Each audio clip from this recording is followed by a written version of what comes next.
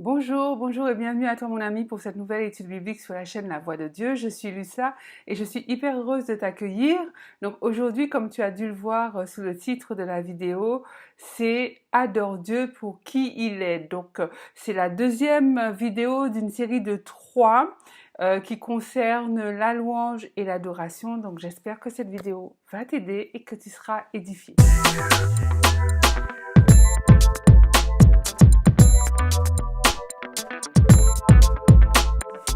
Donc avant d'entrer dans le vif du sujet, j'aimerais savoir si tu t'es abonné.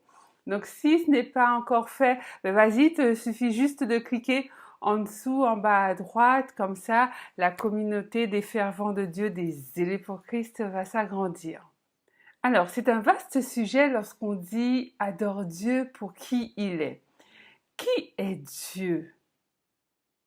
Qui est Dieu? En fait, Dieu est Dieu. Quand on dit Dieu est Dieu, on a tout dit. C'est-à-dire que Dieu est le maître de toutes choses, il est le maître de la création, c'est le Dieu créateur, il a créé le ciel, la terre et tout ce qui s'y trouve. Toute chose lui appartient et Dieu n'a ni commencement ni fin. Alors, il y a un préambule au fait de dire qu'il est bon, que Dieu veut que nous l'adorions pour qui il est. Parce que, en fait, on n'adore pas Dieu pour être sauvé, on n'adore pas Dieu pour être délivré, on n'adore pas Dieu pour être guéri, parce que tout ça, on l'a déjà. C'est-à-dire qu'à partir du moment où nous sommes nés de nouveau, à partir du moment où nous avons donné notre vie à Christ, nous avons automatiquement pour nous la guérison, la délivrance et le salut. Nous sommes automatiquement bénéficiaires de ces choses-là. Donc on ne va pas adorer Dieu pour obtenir ces choses parce qu'on les a de manière automatique de par notre nouvelle naissance. Donc du coup, lorsqu'on va adorer le Père, on va l'adorer pour qui il est, c'est-à-dire pour ce qu'il représente, pour ce qu'il représente pour nous dans notre vie. Alors pour moi, Dieu, c'est mon tout, Dieu, c'est mon roi. Si je vis, c'est par lui, si je vis, c'est grâce à lui. C'est lui qui a fait de moi la femme que je suis, c'est lui qui m'aide à performer, c'est lui qui me façonne, c'est lui qui me contrôle.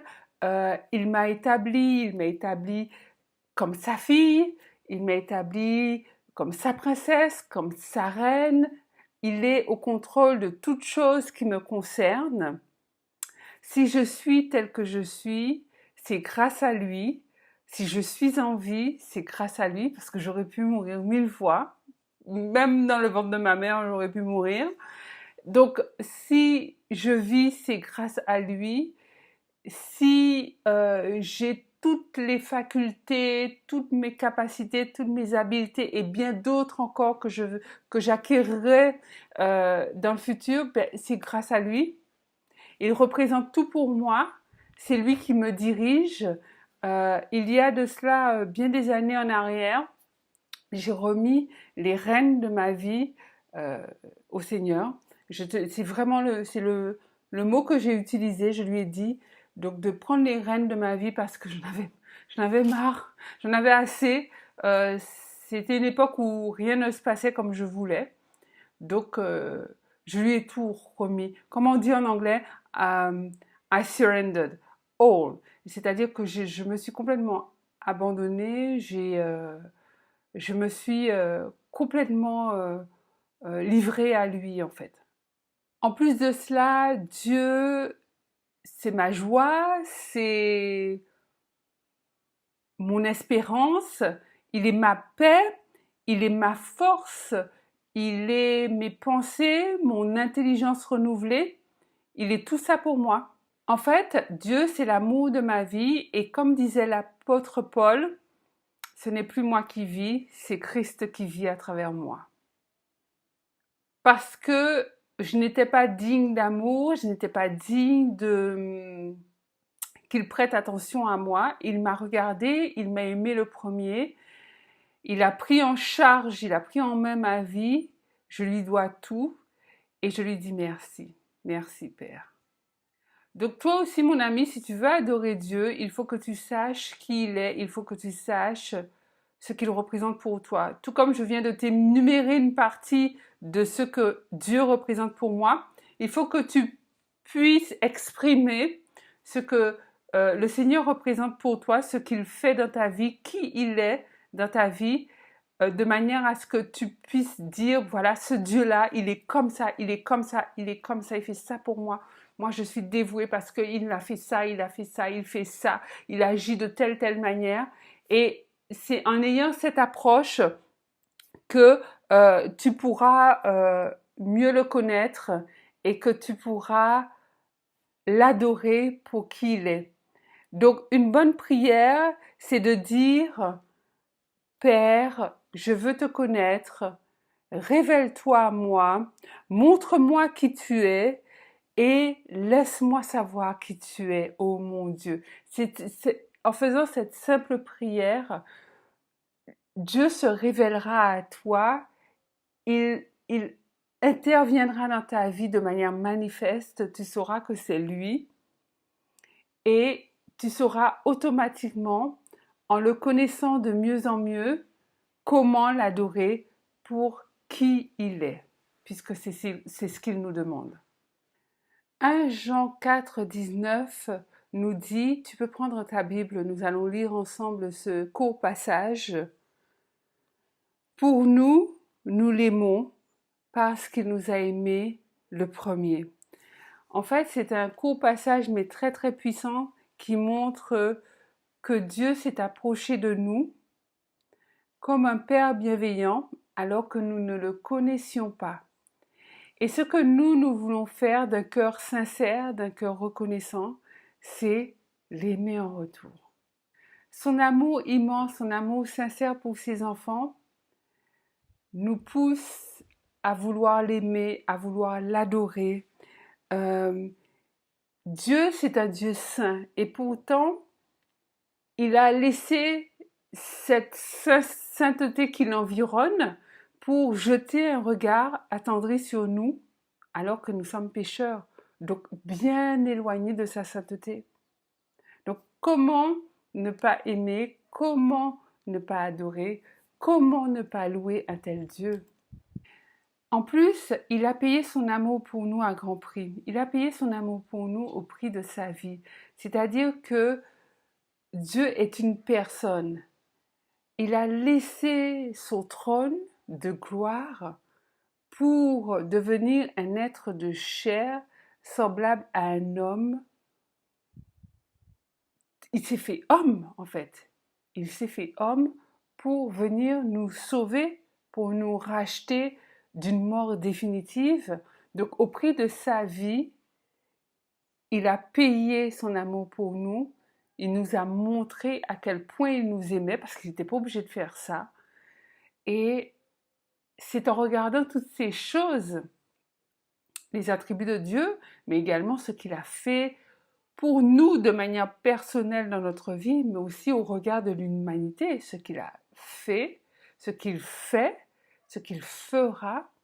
C'est ça qui fait que on courbe l'échine, on incline la tête et on adore Dieu pour qui il est. Et en fait, ce qui est triste, c'est que beaucoup d'hommes, beaucoup de chrétiens, en fait, veulent attirer Dieu vers eux, ne se laissent pas attirer par Dieu. Ils veulent attirer Dieu à eux parce qu'ils savent très bien que Dieu seul est capable de leur donner ce dont ils ont besoin, ce dont ils rêvent, ce qu'ils demandent. C'est pas une bonne approche. Je dirais même que c'est une hyper mauvaise approche parce que lorsqu'on a cette mentalité de dire j'aime Dieu, mais en fait, on n'aime pas Dieu. On aime ce que Dieu est capable de faire pour soi dans sa vie. En fait, on n'aime pas Dieu pour qui il est. On n'aime pas Dieu sincèrement. Et en ayant cette mentalité, en gardant cette mentalité, du coup, on se coupe de la gloire de Dieu. On ne pourra jamais manifester la gloire de Dieu. On ne pourra jamais expérimenter la gloire de Dieu. Dieu, c'est un Père comme tous les pères, autrement plus bon, autrement plus merveilleux, infiniment plus amour. Mais c'est un Père, c'est-à-dire qu'il veut que ses enfants lui manifestent leur amour, montrent leur reconnaissance envers lui, non pas pour ce qu'il est capable de leur donner, mais pour qui il est. Et en fait, lorsqu'on manifeste les attributs de Dieu, qui sont infinis, mais sa bonté, sa générosité, son pardon, sa paix, son amour, sa puissance, sa force, sa clairvoyance, son discernement, sa patience, sa longanimité, euh, son infinie grandeur, sa majesté. Lorsqu'on manifeste tous ces attributs, eh ben, en fait, on devient à ce moment-là reconnaissant que Dieu est digne. Il est digne de louange, il est digne d'adoration parce que sa personne seule est digne de louange et d'adoration. C'est de ce point de vue-là qu'il faut se placer, c'est dans ce sens-là qu'il faut aller. Parce que, tu sais mon ami, c'est comme, donc en tant que parent, si on a des enfants qui ne nous reconnaissent que parce qu'ils savent qu'on a de l'argent pour leur acheter des bonbons, pour leur acheter des téléphones ou pour leur acheter des jeux, pour leur acheter des cadeaux. Et que, en fait, en tant que personne, en tant qu'être humain, nos enfants n'ont aucune espèce de considération pour nous, ça se ressent, ça se ressent. Et du coup, c'est frustrant, ça serait frustrant pour nous en tant que parents de constater que le seul intérêt que nos enfants aient envers nous, c'est notre porte-monnaie ou nos capacités ou ce qu'on peut faire pour eux. C'est pour te montrer que il y a un sens en fait, il y a un sens, il y a une approche. On n'aime pas Dieu pour ce qu'il fait. Tu n'aimes pas Dieu parce que tu sais qu'il peut te guérir, qu'il va te guérir. Tu n'aimes pas Dieu parce que tu sais qu'il peut te donner une voiture, qu'il va te donner une voiture. Tu aimes Dieu parce que c'est ton Dieu. Tu l'aimes parce qu'il est digne d'être aimé. Il est digne d'être adoré. C'est lui qui mérite ta louange, qui mérite ton adoration. Et on l'a vu hein, dans la vidéo, la première vidéo sur la louange. En fait, lorsqu'on dit Dieu seul est digne de louange, parce que il est Dieu. Et c'est parce qu'on l'adore pour qui il est qu'on manifeste le fait qu'il soit digne de louange. Quand on s'approche comme ça vers Dieu et qu'on l'adore en esprit, en vérité, on verra dans la 3e vidéo, qu'on le loue, qu'on le célèbre, qu'on l'exalte, qu'on le magnifie, qu'on l'adore pour qui il est, mais à ce moment-là, on montre par nos louanges et par notre adoration que Dieu seul est digne. On le fait pour personne d'autre. On n'a même pas l'idée de faire ça pour quelqu'un d'autre. Quand on manifeste ce niveau d'adoration, en fait, on devient des adorateurs tels que Dieu les cherche. Parce que Dieu cherche une catégorie d'adorateurs. Toute adoration, toute louange n'est pas de bonne odeur pour le Seigneur, n'est pas agréable pour le Seigneur. Ça peut heurter certaines personnes, mais c'est la vérité, je te dis la vérité. Dieu cherche une certaine catégorie d'adorateurs. Les 3 qu'on voit dans cette série de 3 vidéos. Les adorateurs qu'il adore parce que lui seul est digne, les adorateurs qu'il adore pour qui il est, et les adorateurs qu'il adore en esprit et en vérité. C'est pour ça que le Saint-Esprit m'a conduit à faire cette série de 3 vidéos sur la louange et l'adoration, parce que la louange et l'adoration, c'est pas très bien compris. On pense que c'est des chants, que c'est des belles paroles, des belles mélodies, tout ça c'est bon, hein, des danses inspirées, tout ça c'est bon. Mais c'est beaucoup plus profond que ça, beaucoup plus profond que ça. Et Dieu n'agrée pas toutes les adorations. Donc mon ami, faisons en sorte qu'à chaque fois que nous adorons notre Dieu, notre adoration soit agréée. Disons-lui juste, Père, je t'aime, je t'adore. C'est une adoration. C'est une adoration, notre cœur, en disant ça, notre cœur est rempli, notre cœur est gonflé d'amour. Parce qu'on s'adresse à Dieu, on ne s'adresse pas de cette manière à un homme, aussi bon soit-il. Jamais. C'est à Dieu. Ce que j'ai envie de te dire, c'est que on n'est pas obligé à chaque fois de s'adresser à Dieu pour lui demander quelque chose. On a des besoins, donc Dieu le sait de toute façon. Donc, on peut exprimer nos besoins. D'ailleurs, Dieu nous demande d'exprimer nos besoins. Quand on a besoin de quelque chose, il veut qu'on le lui demande. Mais pas tout le temps, pas systématiquement, pas à chaque fois qu'on s'approche de lui. Père, donne-moi une maison. Père, donne-moi un mari. Père, donne-moi une voiture. Donne-moi un travail. Donne-moi de l'argent. Donne-moi un portable. Donne-moi un ordinateur. Donne-moi. Je veux. Donne-moi, je veux. C'est... Il n'est pas que ça, hein. Il est beaucoup plus que ça. Il est infiniment plus que ça. Si au lieu de dire systématiquement je veux, donne-moi, on disait Père, je veux plus de toi. Père, donne-moi de te connaître. Père, je veux te célébrer, je veux t'exalter, je veux t'élever, je veux proclamer ton nom. Ça inverse un peu, ça inverse un petit peu le rôle. Et il y a quelque chose qui est très important, c'est-à-dire que lorsque tu demandes quelque chose à Dieu, bon, il faut le savoir, c'est-à-dire que demander quelque chose à Dieu, quelque chose dont tu as besoin, un travail, un mari, de l'argent, tout ça c'est bon. Si tu en as besoin, tu demandes. Et d'ailleurs, Dieu veut que tu demandes. Mais quand tu demandes quelque chose, quelle que soit la chose, tu cherches Dieu. C'est toi qui cherches Dieu.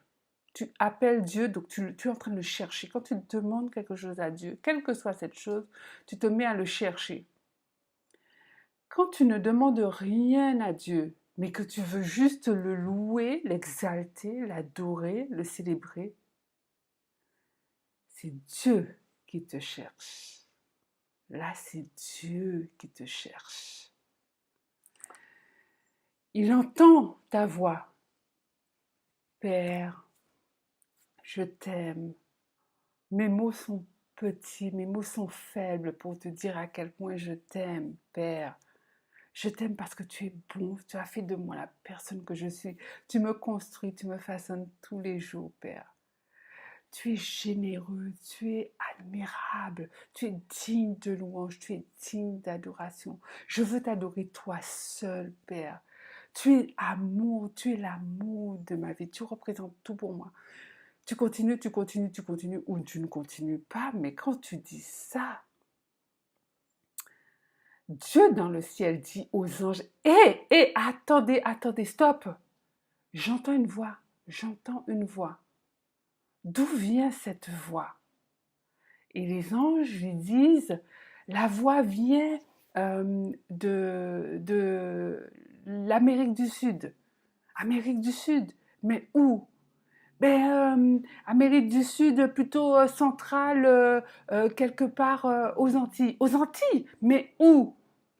La voix vient d'une île en Guadeloupe. En Guadeloupe? Mais où? Une ville qu'on appelle Bémao. Une ville qu'on appelle... Mais elle est où cette voix? Cette voix vient de cette maison-là, là, à Bémao. Et c'est ta maison. Il t'a cherché parce qu'il a entendu ta voix. Tu vois un peu la différence entre demander des choses à Dieu, qui encore une fois est une bonne chose, et louer et célébrer Dieu. N'oublie pas, mon ami, que Dieu siège au milieu de la louange. Il ne siège pas au milieu des demandes. Il est Dieu. Il ne va pas quitter son trône pour agir comme un humain. Il est Dieu. Il s'attend à ce que les hommes lui manifestent la révérence et la déférence qu'on a envers Dieu. Qu'on a envers Dieu. Disons ensemble, Dieu, tu es le Père Tout-Puissant, tu es le Créateur, tu es digne. Toi, mon Père, tu règnes à jamais. Ton règne est éternel parce que tu n'as ni commencement, tu n'as ni fin. Et notre cœur est reconnaissant. Notre cœur est sincère, reconnaissant que tu es Dieu. Et nous voulons t'adorer, toi seul, pour qui tu es. Donc sur ces bonnes paroles, nous allons terminer ce deuxième volet sur l'adoration et dire ensemble que dorénavant, nous adorons Dieu pour qui il est. Je te souhaite une excellente semaine, un très très bon dimanche. Prends soin de toi, sois béni. Pense à t'abonner.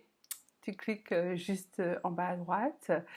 Partage cette vidéo si tu penses qu'elle peut édifier, qu'elle peut faire du bien à une personne. Et God bless you exceedingly. Bye bye.